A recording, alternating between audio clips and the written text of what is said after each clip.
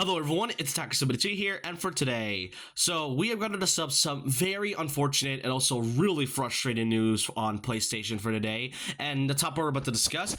So I had just woken up to this type of news, and I was absolutely baffled by this type of announcement. So this was all stated from the official PlayStation account on Twitter, where it goes over important updates on the future of gaming. And to put it short, from this article alone, it has been confirmed that by January of 2028, there will be no more production on physical disc for any future new games that'll be happening for PlayStation. And basically, it confirms that they are mostly going into a digital format from here on out once that day comes. And this was all due to the fact that in response to shift in trends and consumer preference and such, so they'll basically be going from physical titles to now basically making their future games and their newer titles digitally. And when I read this article, I thought it would be mostly focusing on first party titles, but apparently from what I read, this is apparently going to be affecting all future new games that'll be happening for PlayStation titles, which is absolutely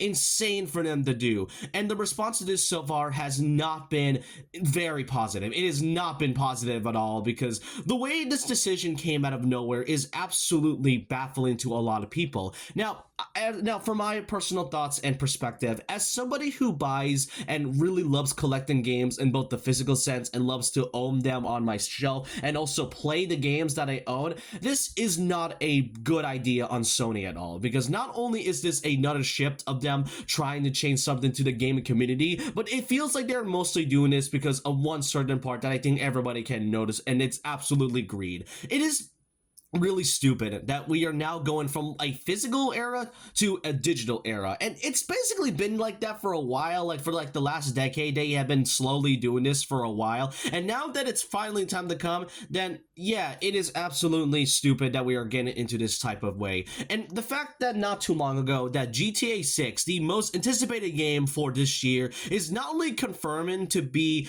a game that will be $80, but it's the fact that it will be a digital code on a physical cartridge, which not only wastes resources, but it also defeats the point of being on a physical box. So this is basically a sign that Sony is just straight up doing this type of way, and this is incredibly anti-consumerism in my opinion. It is just not a great idea, and it also is going to be killing so much of the physical media at that. And that really kind of begs the question, because by the time the PlayStation 6 gets announced in the near future, then what's really the point of buying it if you're not going to be buying games that are owned physically?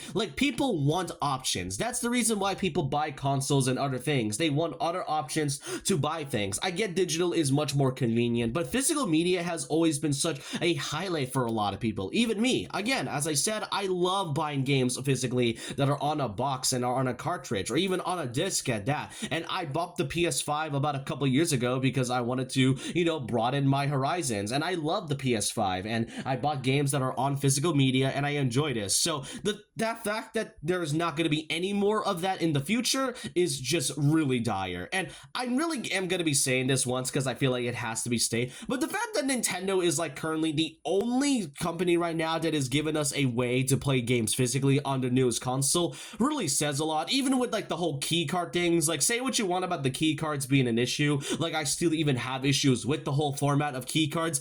At least they give us an incentive to give us a bit of a actual cartridge in a way, even though it may not be a real physical title. And still, I feel like this is the fact with this announcement, the Nintendo Switch 2 is the only console currently for the gaming community that they are able to buy, because they actually give us options. But still, if you really don't want this type of decision to happen, and even if you want to kind of talk about it, it is likely still going to be happening in the future. But if you still don't want this to happen at all, and you really still care about physical media, then just don't buy the PS6 in the future when it gets announced. Don't buy any of the games, and voice your concerns, voice everything about how you feel. And for me personally, when the inevitable PS6 comes out, I'm not going to buy it. I'm not going to buy its games. I'm not going to buy the console. And I will still be covering PlayStation news still, because, I still got to, cover a lot of things in the future.